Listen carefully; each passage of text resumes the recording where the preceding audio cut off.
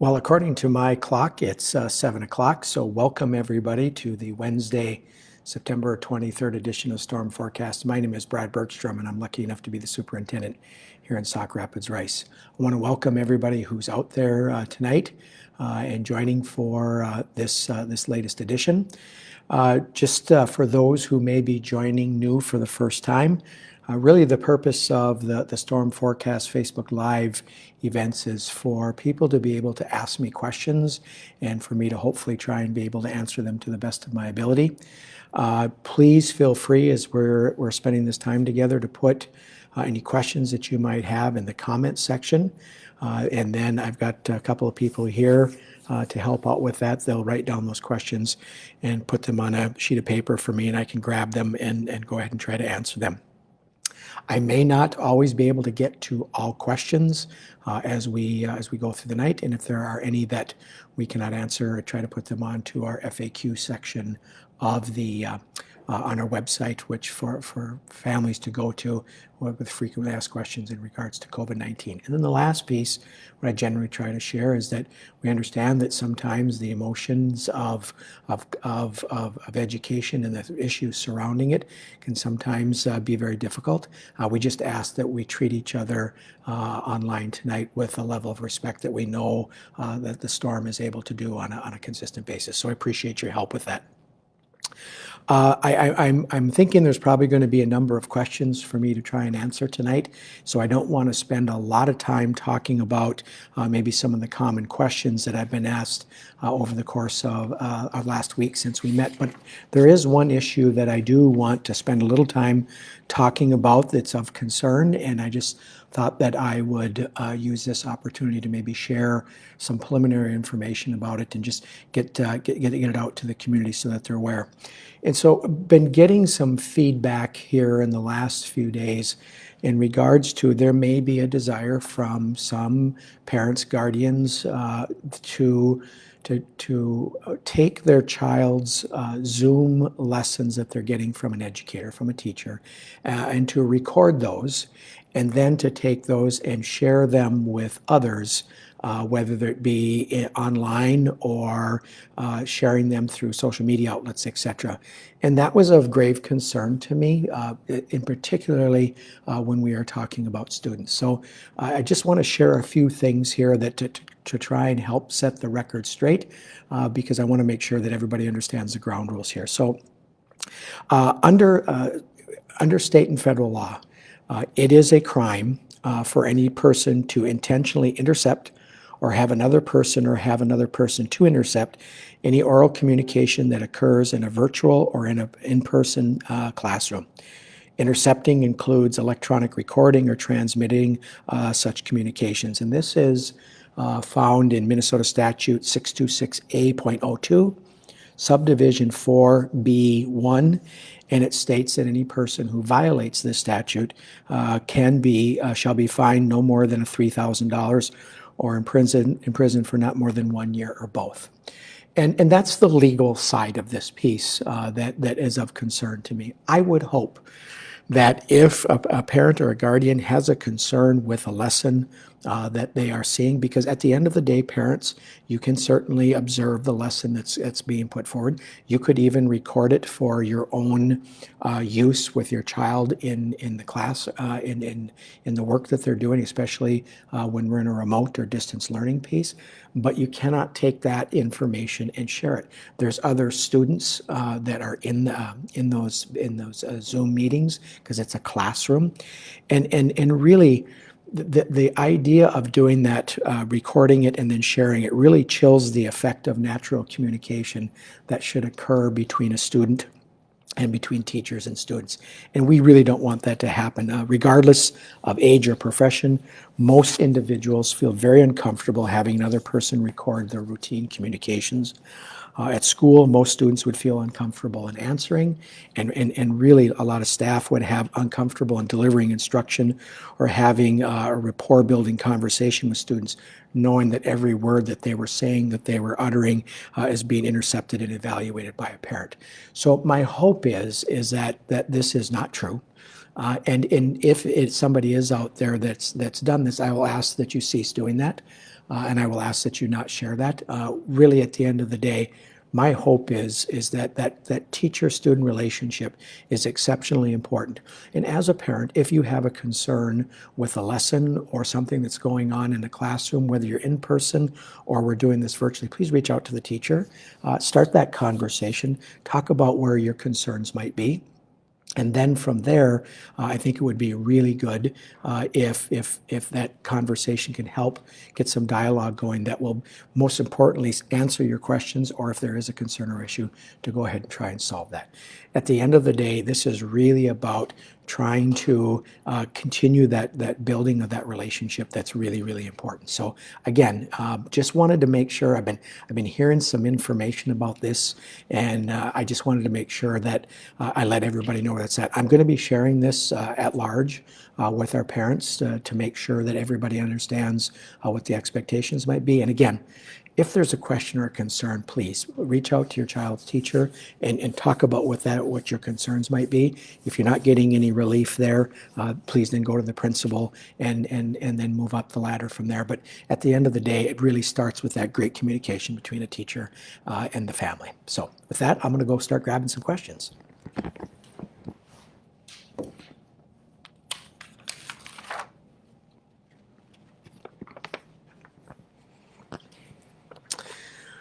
The question that I have is, why did why did the middle school and the high school move to a hybrid when the positive case was at PV?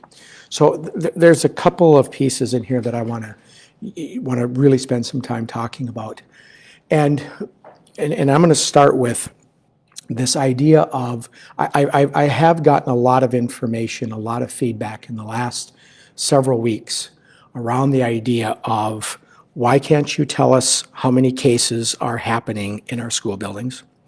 Why aren't parents being notified if there is a case in a building? Why aren't you telling us how many kids are testing positive for COVID? And it's really around this, we want to know this information. And I'm going to try to be really as blunt as I can possibly be and try to set the record straight with this. And that is that at the end of the day, I cannot do that. I am prohibited by data privacy laws. I'm prohibited by Department of Health regulation from taking that information and sharing it. And I would, as a superintendent of schools, love to find a way to really be able to share information, to the term that's being used with me lately, to be more transparent. But the bottom line is I cannot. And do I understand that? Yes, I do. Because what we don't want to have happen is we don't want to have people then beginning to say, well, there was X number of cases in a particular building, and then start trying to question and figure out who that is. Now, might that still happen anyways? Probably. But I want to be really clear. It is not that I'm choosing not to share this information. I absolutely cannot share that information. Now, if the Department of Health or the state government says that I can change that, and we can start to share information, I will certainly follow that expectation. The key piece I think we need to remember here is that this is a medical pandemic that we're in, and medical information and it is private, and the rules for sharing it become very different. I'm sure that this is not going to make people any more understanding of why we can't. I'm just being very clear. I can't share that information, and I'm not going to break data privacy laws. I'm not going to break Department of Health recommendations and guidance in the process of trying to communicate where we are at with our district. Now, do I think there's some things I can do differently? Absolutely. I don't have a guide to look at as I lay out how this communication piece is going to happen with COVID. And I'm going to try to do some things a little differently. I'm going to be very specific here as we get towards the end of the week in terms of, here's how many cases that we have in the county over the course of the last week. I learned some information last night from the advisory committee, which is a group of people that get together to advise the board and me on some of the concerns, things that are taking place around COVID-19 and the school learning model.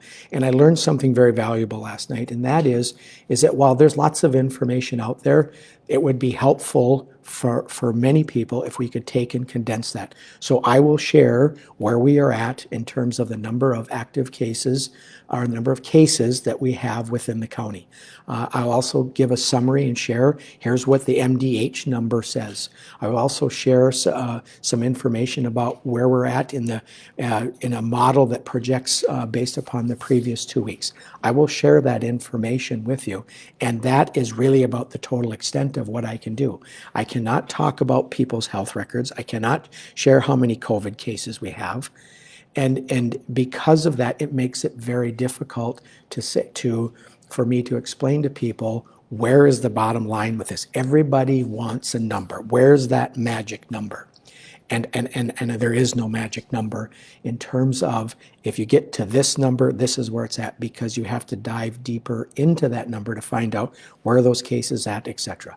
So in a nutshell, as I really want to be clear with, is that I cannot share information about our staff or students in regards to their health and the number of COVID cases we may or may not have in our buildings. It is against the law for me to do that, and it's just something that I can't do.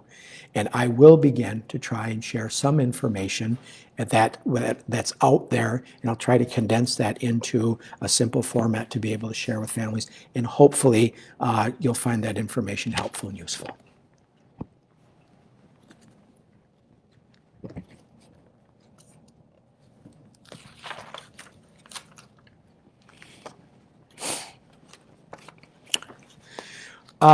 The question is, why did all of PV go distance learning if only one case? Was that person with too many people? Why not just a classroom? This is a great question. And again, coming back to this piece of information, I cannot communicate with anybody who doesn't have a right to know how many cases, if there's cases, who it involves, all of those pieces. What I did do a week ago was I did confirm that there was an active case. There was a member of the Pleasant View community that tested positive for COVID. And that was the total extent of which I could say in terms of sharing information. And again, I'm prohibited from saying anything more than that. In fact, it's even a bumping up against the line to acknowledge what I did. But there was a propensity for some inaccurate information, so I took the opportunity to try and set the record straight with that there was a member of the PV community that tested positive, and from there, that is the total extent of what I can share in terms of where things are at. And again, I apologize for not being able to share more, but it's out of my control. It's not something that I can do. If I find out that there's a point in terms of information that I can share, I will be the first to do it, because I don't want to be the person that's trying to hide behind information. That's just not how I think this district works, nor is it how I think that it's not how I would like to work. But this is the ground rules that we have. And so again, there was the reason that for PV, I can't go into any more details in terms of where that's at without violating data privacy rules. And so I'm afraid I'm going to be unable to answer this question to the best extent possible.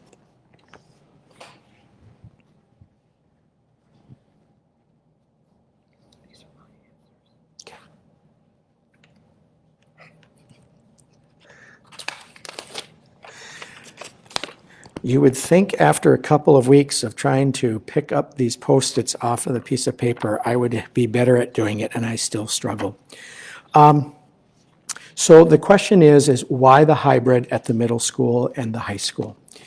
And a couple of things that come into play with this, and I'm gonna back up a little bit from this question and really share some information that I think is important. And number one is that one of the things that I have learned since I've been here on July 1st, and when it comes to COVID-19, is that what the ground rules are at one point in time are certainly subject to change over time. And while the consistent message has been that we need to make sure that we are social distancing, we are, since the end of July, we've been face coverings and hygiene. While those have been very consistent, one of the things that we are learning is that the importance of making sure we do not let down our guard. And I remember hearing this a while ago that COVID-19 is always ready to move and ready to pounce, was the word that this person used. And I think we're learning that. And what winds up happening is that if we let down our guard for a second, we get inside of that 6 feet of social distancing, if we're not wearing our face covering, if we're not doing the hygiene piece, we run the risk of COVID-19 finding its way into our buildings. I will tell you that as a building, we have done an amazing job of preventing the spread of COVID-19 and its symptoms inside of our building. We have a great cleaning program. We have put lots of protocols into place to make sure that we are keeping our building as safe as possible. And what we're struggling with is what's happening out in the community and then coming into our buildings. And this is where I need your help. And I'm going to talk about it a little bit later, but I really need your help out in the community to make sure that we are always doing those things that I just talked about, the face coverings, the social distancing, and the hygiene piece. By doing those, we keep COVID at bay, and it allows us to keep our students in school as long as we possibly can, okay? And so when we start talking, bringing this back around to why the hybrid is number one, is that if you look at the numbers that are out in the county, if you look at the numbers with the Department of Health, you will see that our numbers in our community and in our county are starting to creep up. And those numbers keep growing more and more and more. And it's because of that we now have to start taking a look at what are the issues, what are the concerns out there, where is this going to be? And we need to make sure that we are, as a community and as a school, are really bonding over this piece in order to make sure that it's not coming in. We need to keep this disease at bay, and I'm begging you, I'm imploring you, I'm asking you to make sure that we do this together. There may be some out there that think that this is just let people get it. It's not going to be a big deal, and I do not want to discount that. People's thoughts are where they are at, and I respect that. But as a superintendent of schools, and I've got a decision tree that I need to follow in terms of who I can keep in school and who I can't, that this disease and its symptoms are best kept at bay by following these practices so that we can keep our kids here. Okay? And we also have to remember that when we talk about the learning plan that the state of Minnesota put together, there is a higher likelihood of transmission happening with older students than there is younger students. It does not mean that younger students do not get COVID-19 or its symptoms. No, it doesn't mean that at all. But it does mean that at the older levels, the likelihood of transmission becomes higher.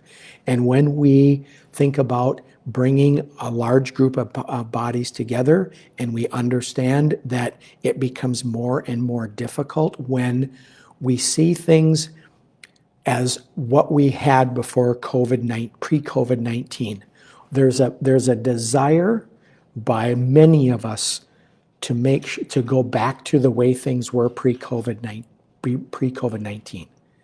And when we see larger groups coming together and those kinds of things, it does lend itself to let our guard down.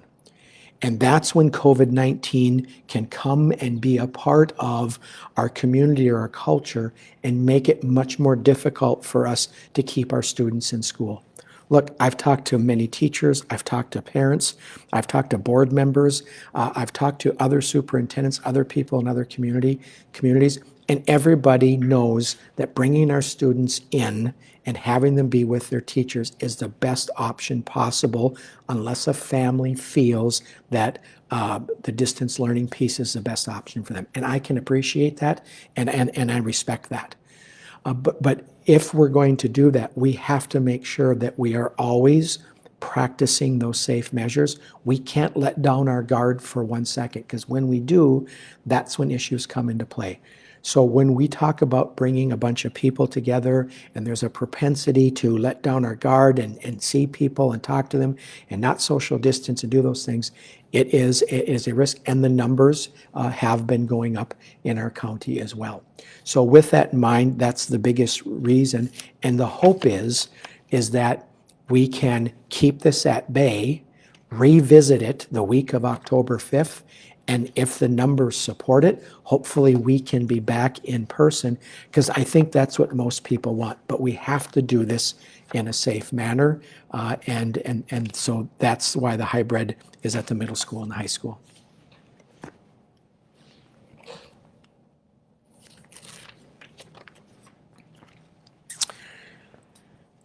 Do I think there is a chance that kids will make it to full in-person learning this year? Well, we have been doing it at the elementary level, so my answer to that is yes. I do believe that we're going to be able to do that. As a full school, I just spent a little time talking about this, and I'll reemphasize this. We can do this, but we need to do it together. This cannot be only impacted during the school. We've got good measures in place. We've got good practices in place to make sure we're keeping our staff and students safe. But we can't do this alone. I really need the community's help with this. I'm begging you to please think about the practices that you have. Follow those procedures. And even if you think, I'm not really sure, please do it so we can get our kids back in school. If we do this together, if the community and us as a school, if we band together and do this, I believe we have as good a chance as any of bringing our kids in K through 12, E through 12, in a full in-person model. But we've got to do this together, and we've got to keep COVID-19 away from us, and we do that by doing following the best practices that are out there, the hygiene piece, the masking or the face coverings, and then also practicing good social distancing.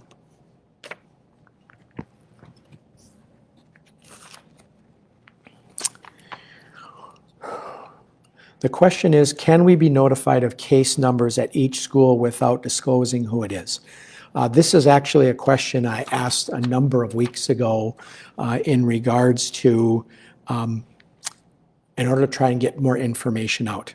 I even asked the question, what happens if we just took our students and our staff and combined that as one number so that we could share that? And the answer to that question was no, I cannot, because that would be a data practices violation, and it would be in violation of what the Minnesota Department of Health is asking that we do when it comes to communication. So the answer to that is no, I can't. If the rules allowed that, if it was something that could be done, yes, I would be more than happy to do that. But at the end of the day, it is just not something that we are able to do. And again, I think I stated at the very beginning of the session tonight, the meeting tonight, it's not that we don't want to, it's not that we're not trying to find ways to get this information out, but it's just simply unattainable for us to do it without violating data privacy laws.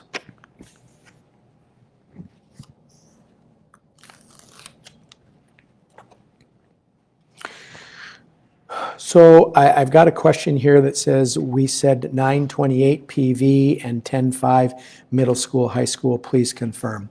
So let's start with PV first. So when the announcement came out that we were going to move to distance learning with Pleasant View, that was going to be for a period of 2 weeks. So that would have taken us from the 21st of September, and of course the first 2 days there was no students. Then we started in the distance learning today actually, and we will be in a distance learning model through next Friday, October 2nd. What was communicated out is that the week of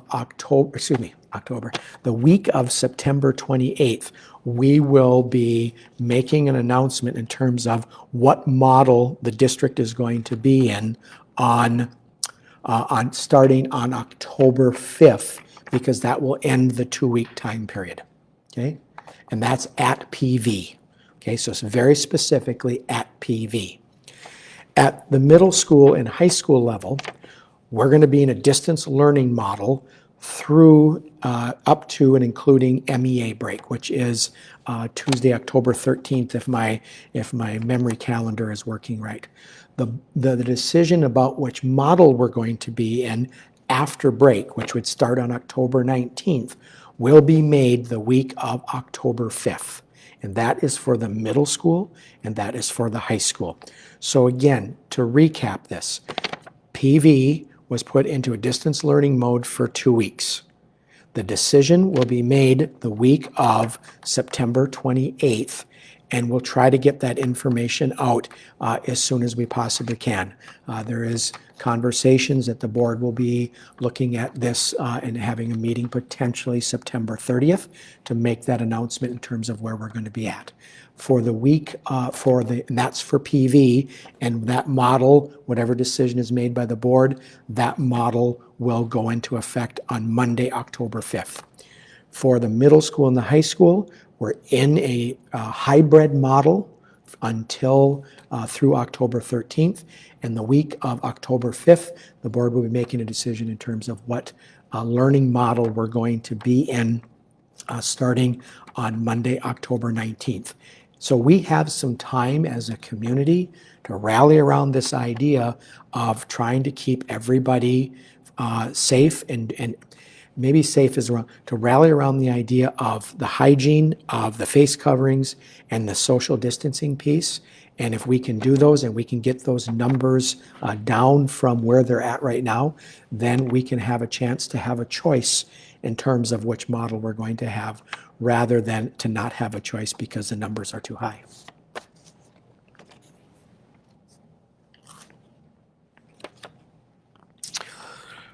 The question is, why did volleyball and football get approved to come back? That can't be safe. Well, that's a great question. So a couple of things have been taking place with volleyball and football. And also I talked a little earlier about how we keep learning more about what's happening with COVID-19. So obviously both of those activities, the State High School League felt when they made their decision back in August that there was too much risk. A couple of things have happened. First of all, that there's been a lot of pushback that these activities should continue. I will tell you personally, from a superintendent's perspective, one of the many things that I enjoy about the fall is on that Friday night going to a football game, and I do miss that. So what's wound up happening is schools were surveyed. There's been a lot of push from people to say we need to play football. And here's the other piece, and volleyball, not just football, football and volleyball, is that what we are learning is that during the actual competition, there's a very small risk to have transmission at this point, okay? What is really going to be important is the protocols we have before the games, after the games. Where are we going to be at with fans? Can we have them? Making sure that everybody follows those expectations. During the events, it does not appear as if it's as high a risk as what we thought it might be.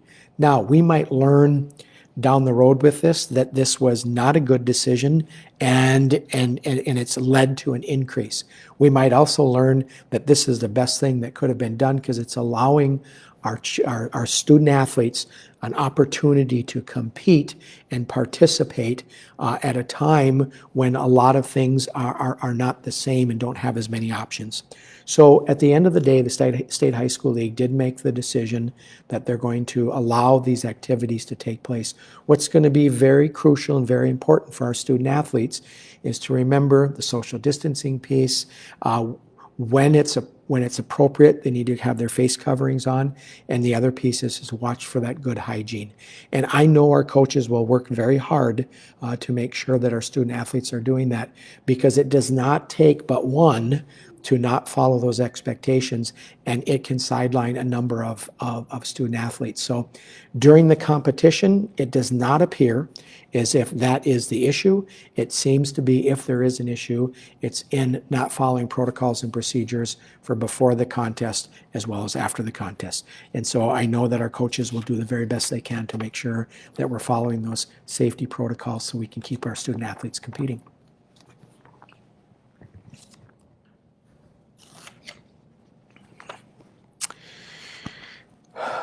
This question is, it's a great question. Why did I wait until the last minute on Sunday? Can you let us know sooner next time? You know, if the decision to close PV and to make the change with the learning models at the middle school and the high school was a very difficult decision because of the timing piece. To those families that I threw your world into a topsy-turvy spin, not probably only Sunday afternoon, Sunday evening, and maybe even for these 2 weeks, I'm sorry. I am sorry that it was a last-minute piece. One of the things that is really important is that I want to make sure that everybody understands, when it's possible, I'll give as much time as I can to help families transition. The thing with this disease is that sometimes it doesn't always give you the time that you want. The decisions that have to be made sometimes happen because you get information late in the game, per se, and that causes you to have to make an adjustment in terms of where things are at. And again, I'm truly sorry for those families, and I apologize for turning your world upside down. Certainly not my intent, but no, that's what my impact was. And what we can do moving forward is understand two things, right? One is that our families, and we need to make sure that we always have that plan in place, because it may happen again where we have to make a last minute decision. I don't like to do that. I don't think the board likes to do that. But at the end of the day, sometimes there is no other choice but to do that. We talk about having those emergency suitcases in case you have to go someplace or you have to take cover or you have to do whatever. And that's going to be really important for families. And then the second piece is just know that moving forward is often, if we have to make a move, if something has to happen, we will try to give families as much time as we possibly can. And again, I do apologize to those families whose world got turned a bit upside down with this announcement when it came out on Sunday. I also want to follow up and say I did get some feedback that how come I waited until 8 o'clock on Sunday night to make the announcement. And while it's not a huge difference, I do want people to know that families were communicated at 3 o'clock that afternoon. We didn't wait until 8 o'clock to make that announcement. It made its way onto social media a little bit later. I think that was around 8 o'clock, but the announcement to our families did go out earlier.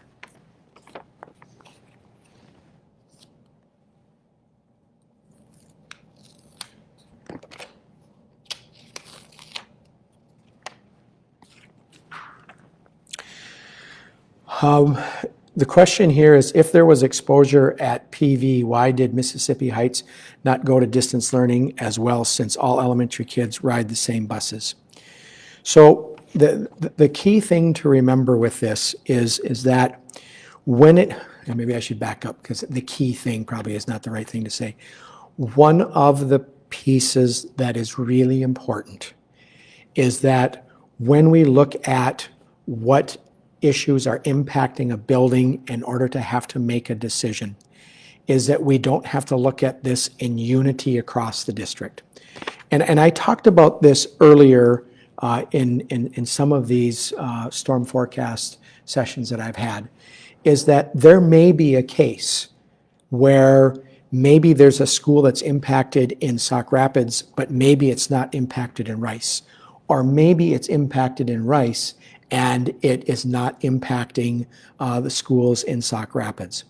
And so ultimately at the end of the day, what we do is we look at what's the impact for that building, and if that building needs to make a change and the others can stay where they're at, that's what we want to do. We don't want a blanket statement. That we want to make sure that we are moving the least amount possible in terms of our learning models. We also want to make sure that it's only impacting those, making a decision to impact the buildings where it needs to be. That was the one thing I think we learned as a state last spring, where we said everybody has to do the same thing. And there was a very clear response that no, we need to look at and make those decisions individually. So just because Minneapolis is doing something doesn't mean that Sauk Rapids, Rice has to be doing something, nor does Duluth have to be doing the same thing.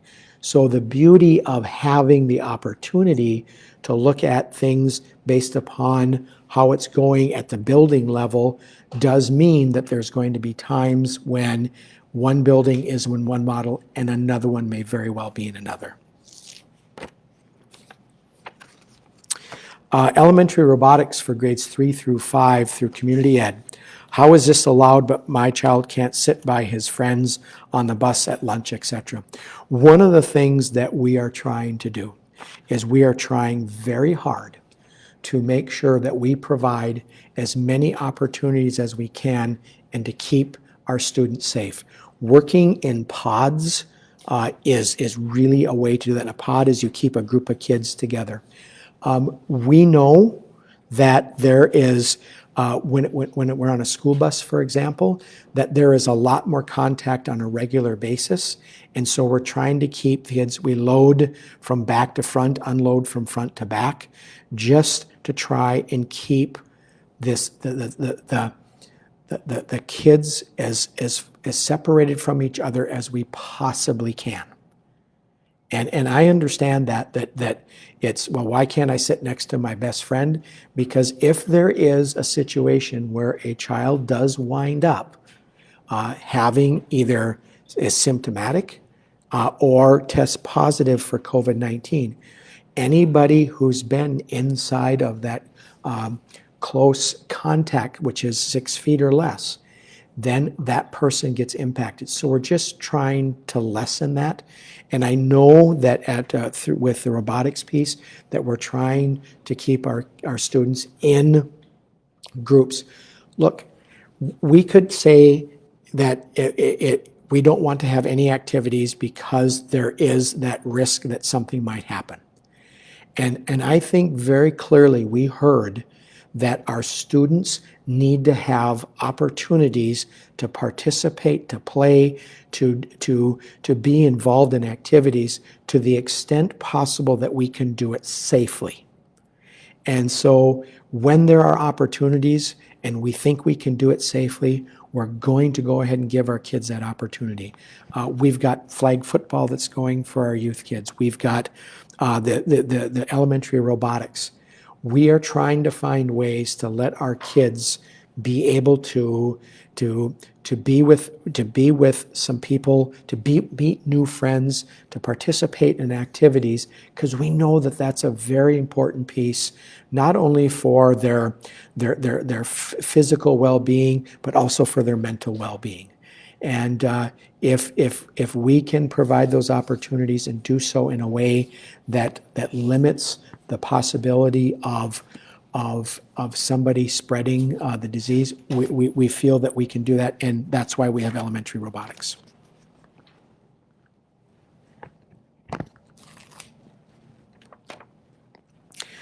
I've been asked to clarify in regards to PV and as well as the middle school, high school. So is it the day or is it the week of? So I'll step back from that and I'll try to be a bit more clear with that in regards to what I was saying. For the Pleasant View Elementary School, the decision will be made the week of September 28th. So sometime during that week, and I believe in the announcement that went out, we said no later than Friday, October 2nd.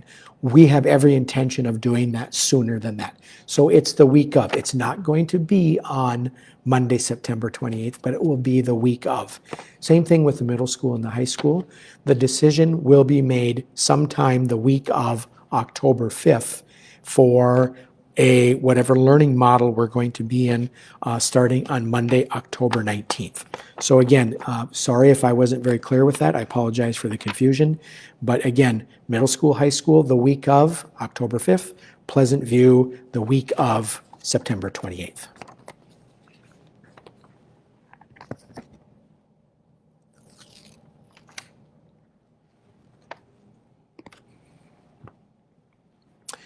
Next question is the governor's county case rating score still relevant to which learning model we should be in, or was that guidance about what model to start in?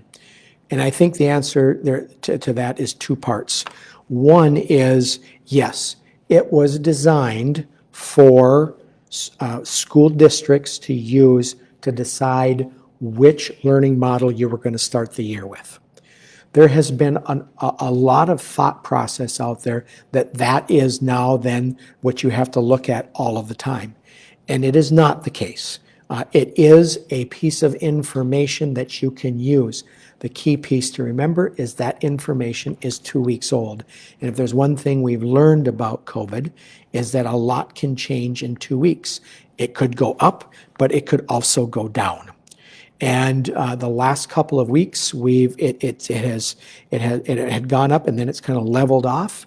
And again, that gets back to what's our county data, and where do we get our county data from? It's from everybody in our community, and that is why if we do the best practices we can as a community, that number will continue to go down. If that number goes down, it gives us a much better chance to look at the logic of either keeping our students in a model that where they're coming to school, whether it be hybrid or in person, and it prevents us from having go to a model where everybody is in a distance learning piece, which again, for some of our families that chose that, I respect that and it seems to be working. But we do know that for many of our families, the desire is to have their students in school. And so again, we need the help from the community to do that. So to answer the question, it is both, yes, it was guidance to start the school year. And number two, it is a part of the information that we look at when making a determination if we need to stay where we're at, go to a less restrictive model, or go to a more restrictive model.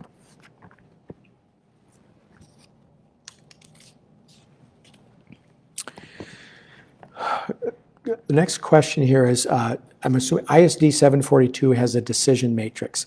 Can we have something like this too? That's a great question. I actually reached out to the Department of Health. I asked for our friends and colleagues at Benton County Public Health to reach out, and I also asked the regional support teams. I asked all three of these groups, is there a decision-making matrix that is out there that we could use to put some field goal posts up to help us, that's my term, field goal posts, to give us some parameters in terms of what this looks like. And the answer from MDH, whether it was the regional support teams, Benton County Public Health, or myself, is they don't have anything like that. 742's model is really designed for during every 3 weeks, they're going to make a decision in terms of where they're at, and it is used to help in those interim pieces. At least that's my understanding. But we are certainly trying to find a way that we can, again, try to help people to have a better understanding of where things are at. And if there is a matrix that's out there that we can use to help us with our decision making as we look at our data as we look at our information on a consistent basis, we certainly will. And we are doing some looking at maybe developing some sort of a matrix that might help us as another piece of information, and we're continuing to refine what that might look like. But in the meantime, I want to be really clear. We have asked if there is something from the Department of Health or from MDE that we can have, and there's just nothing that is out there that will be helpful for us at this moment in time from them.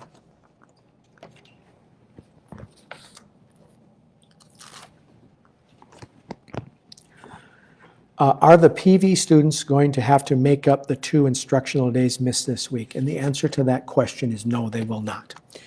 Not for these 2 days.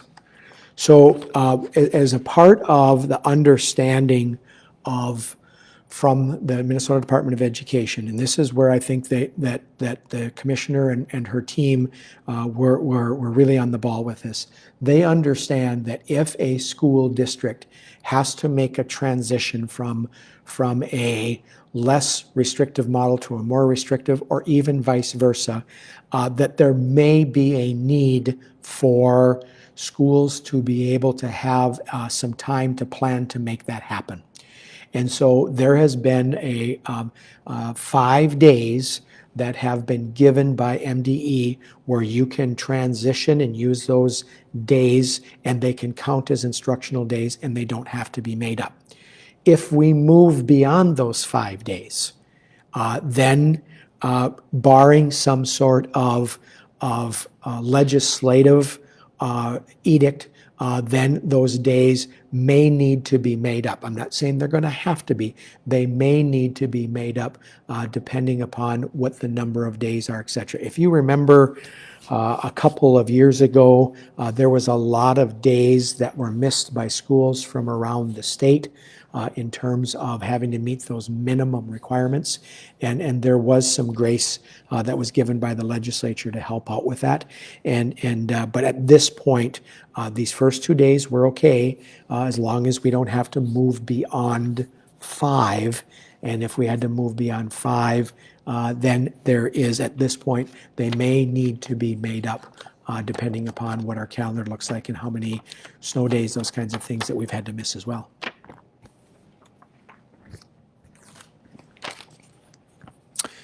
The question is, who makes the decision to move models, the superintendent or the board? Great question. I will tell you that the decision to move to close PV for 2 weeks and move to a distance learning model, and to move us into a hybrid at the middle school and high school level, that was a decision of the superintendent, and that would be me. I think it's really important at this point that I know that there was people that were not happy with that, and they were unhappy with the board, and really got to clarify that this was not the board's decision. This was my decision to do this, because that was the authority that had been given to me. And so I think it's a little bit unfair to blame the board when at the end of the day it was my decision. But I will tell you that moving forward, it is going to be the board that will be making that decision in terms of what model we're going to be in, and when and if any movement will be happening.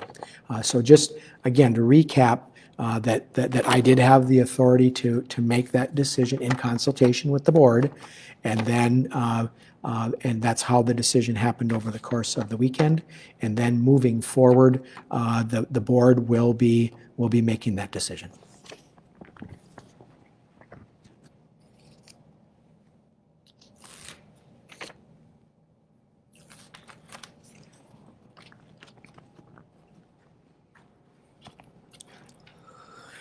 The question is the decision about PV going back full-time based on entire county's numbers or based on number of positive cases of PV students and staff? It is, and so the answer to that question is yes to all. It is, you're looking at what's our county data, where are the cases at? And the example sometimes that I've used is that you take a look at Benton County, and if the number is X, and let's say that it's 50, and I'm just making a number up, if 45 of those cases are on the east side of the county and they're not close to where we're at, that has less of an impact on us than if those numbers are closer to where Sauk Rapids is at. Of course, we'd have to pay much more closer attention to where those numbers are at. So it is the cases that are happening in the county, it's the number of active cases that we have, and it's also where's that MDH number look at. It is also what are we looking at for the last couple of weeks? What are our testing numbers? Have we flattened out? Are we spiking up? Is it a slow, gradual increase? Where are those pieces at in terms of making that decision? And then the next question is, are you going to do distance learning for snow days this year instead of adding to the end of the year? That's really a great question. When I was superintendent of schools prior to being here, the district that I was in, we put together what we called a flexible learning plan. And I haven't even had a chance to ask that question here in terms of where we're at as a district. If we have an e-learning plan or a flexible learning plan, it might look very similar to what you might see in a distance learning plan. And as long as that plan is approved, then yes, we can do that. If we happen to be in distance learning, then to me, it's not an issue because we just continue to do what we normally have done. But if we are not in a distance learning model, if we're in a hybrid or if we are in-person learning, I'll have to do some checking to find out if we have an approved e-learning plan. And if we do, we can move to that, and that can count as a day of instruction. But you have to make sure that it's approved through the state of Minnesota first.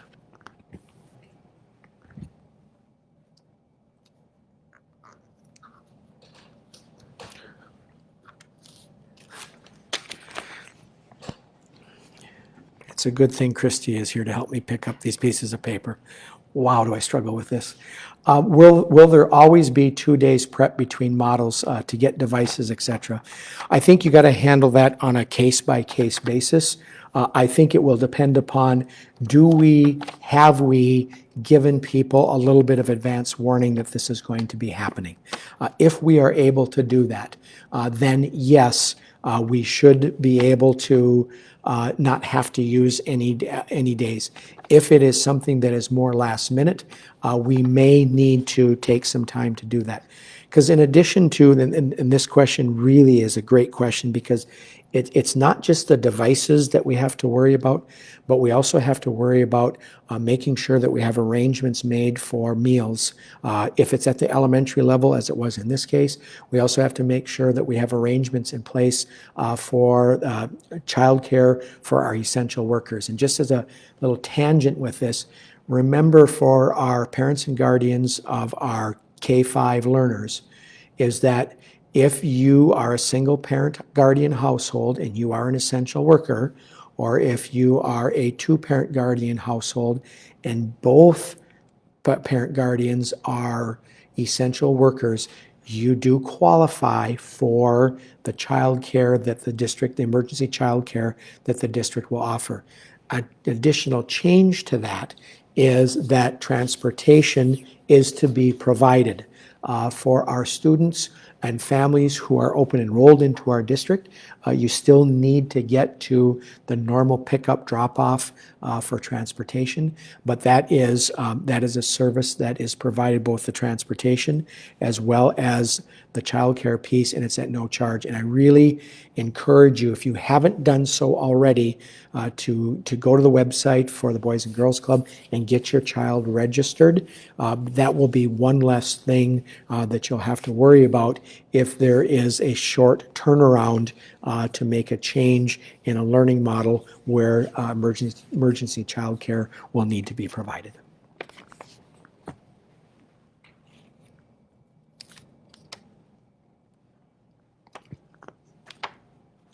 So the question is that why do we not do an automatic phone call? And so I'm gonna make the assumption that this is talking about when we did the notification.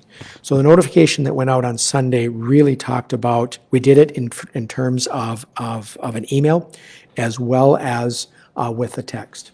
One of the things that we have learned is that through this process, when we send out these emergency notifications, is when we do the telephone call, oftentimes people don't answer or they don't have an opportunity to answer.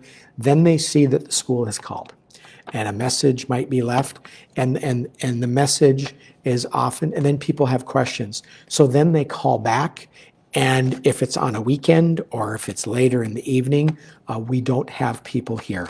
And that gets very frustrating for families. So we chose to do the text and the email because there is a lot of really good information, and an email can be sent, and we sometimes are able to get and answer those questions. So there just would not have been anybody here with a phone call. At the board meeting on this past Monday night, we have been asked to explore the possibility of having people on call that could come in and answer these phone calls if something like this were to happen again. And so we are exploring that possibility and what the cost is going to be, et cetera. And if it is something that we can move forward with, we'll be sure to let everybody know, and then the phone call piece will start happening as well.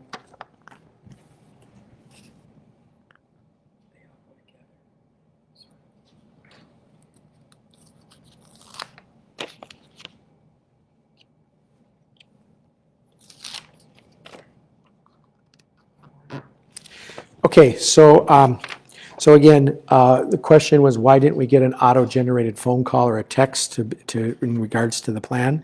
Just remember, we did send a text to everybody who signed up in our SkyAlert system. If you didn't get anything, okay, I think a couple of things need to happen. Number one is, first of all, I'm sorry you didn't get that information. I'm sure that is something that must have been even that much more troublesome for you. But please go to the district website in the search bar for SkyAlert, and you can check your settings, and you can also change your settings. So you, as a parent guardian, have the capacity to be able to check and see how would you like to be notified. When my wife and I had our children in school and there was a notification system, I didn't want the phone call. I just checked the box to say text message and an email. That worked best for us. For some families, that phone call may be the piece that works for you. I would highly suggest that you check more than one option. You can certainly check all three, but don't just rely on one in case there is a system issue with a text message, for example, or maybe the phone systems are down, et cetera. So checking maybe two of those, and again, you don't have to, you can just check one, might be a good way to ensure that if something happens and a system is down outside of our control, you're still going to be able to get the message. I think about those messages that may come out in the wintertime when there's a storm that's happening or a storm is on its way, in a winter storm, blizzard, et cetera. Sometimes communication systems don't always work as well as we'd like them to do because they're weather impacted, so having a backup option might be a good idea.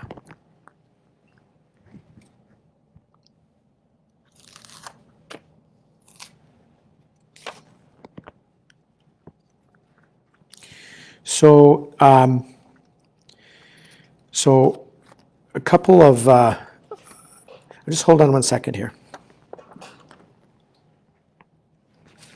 We need to define, because we talk about distance learning families, but now we have the ones that chose and the ones that are the PV ones that we made the decision for them. The lunches are different. Ah, yes, yep.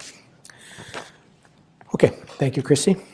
So, we had a very unique situation that happened, and it has to really do around lunches for our students at PV. So we've got families who have made the decision from the beginning of the year or at some point since the school year has started to move into the distance learning model. And when it comes time for lunches, the way that our families who have made the choice for getting their meals looks different than when we move the whole school into distance learning. And we've been trying to be very clear with our communication with that in terms of when to come and get them, etc.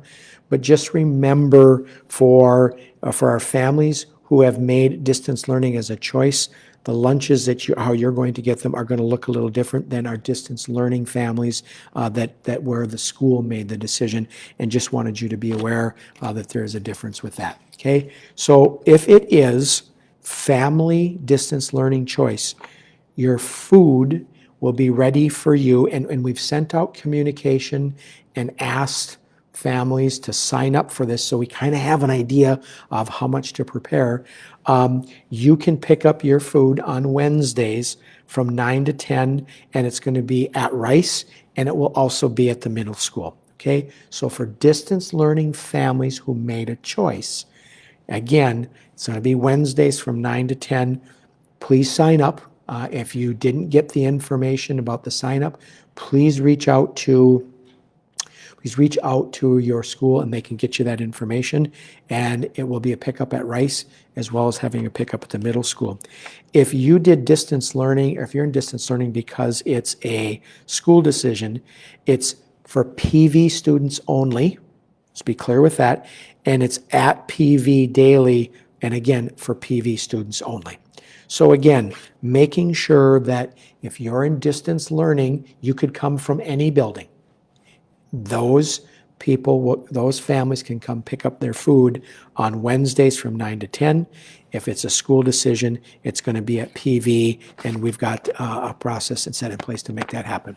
Which reminds me of lunches here. Just hold on one second. I have spent some time talking about some of the not so good things that have been happening in and around and impacting by school, is that we were able to make an announcement on Tuesday that I think is really outstanding, and I want to thank the board for their support with this. So just about the time school started, many of you may have heard that the USDA made an announcement that they would be providing meals. They extended the national school lunch waiver through December 31st, or when money runs out, whichever comes first. We took our time to make sure that we understood what the ground rules were because we had no guidance. And what I didn't want to have happen is have families think that it was going to be A, and we move in a direction, and then we have to find out that something is different. Here's what we have learned. What we have learned is we're going to be able to provide free meals for all of our families. And what we're going to do with that is we're going to be able to do that whether you are in school eating a lunch, or if you're remote learning, or if you're distance learning. It will be free for everybody. Unlike the meal program that we had last year in the spring, at this point, we do not believe that we're going to be able to provide for everybody in the community birth to age 18. It will be for our students here in our district, which is a great piece. We're going to announce every 2 weeks whether or not the program is currently in place or if it has been suspended. So families, if you have money in your child's account, you can go ahead and just leave it there. You're not going to be charged, effective starting yesterday. And every 2 weeks, we'll make an announcement to say, yep, we are still in the National School Lunch Waiver Program. So for the next 2 weeks, your meals are going to be free. And if we get notified by the USDA that that money has run out, there will be a 2-week window of time in which we'll be able to keep communicating with you so it's the least amount of disruption as possible. And then we may have to wind up going back to charging meals again. I wish the guidance was more specific, but at the end of the day, these are the ground rules that we have. And so again, effective yesterday, all students who attend Sauk Rapids Rice Public Schools, whether you're in a distance learning model, whether you are in a hybrid model, or you're all in person, meals for lunch are free until December 31st. or if we hear sooner from the USDA. And we will make announcements every 2 weeks to let people know, okay, for the next 2 weeks, meals are still going to be free. And if that money runs out, we'll let people know at the end of that 2 weeks, and then we'll let you know that meals will need to be charged again. So great news. Thanks to the board for doing this. One of the difficulties is we have no idea if and when the money is going to run out. And so we'll keep our fingers crossed for our families that this is something that we're going to be able to do for an extended period of time. Well, I just looked up at the clock and it's 8:04. I want to appreciate everybody who has joined online tonight to ask questions. Greatly appreciate it. I look down and I see the number here, and it's a number that we haven't seen in a while for people participating. So thank you very much. I just want to remind everybody is that to check our safe learning plan on a regular basis for changes as we get new guidance from the CDC, the Department of Health, the Department of Education. We continually update that plan. It's a great place to go to get information. Again, if you have a 4-year degree and you might be interested in subbing, and it can be in any 4-year degree, please let us know. We are always in need of subs. And again, just a gentle reminder for our families, please have plans in place in case we have to pivot and move quickly like we did this last time for our PV families. I'm sorry, again, that had to happen. It was obviously something that we'd prefer not to do, so please have those plans in place. And then finally, just a reminder to the community, we need your help more than ever. We need to make sure that we are doing everything that we can as a community to keep our kids in an in-school model. The decision-making tree clearly lays out what we can do. So if we can keep COVID at bay, if we can keep symptoms at bay, we have a much better chance of keeping our kids in school for a longer period of time. Thank you very much for your time tonight. I greatly appreciate it. Have a great night, and go Storm.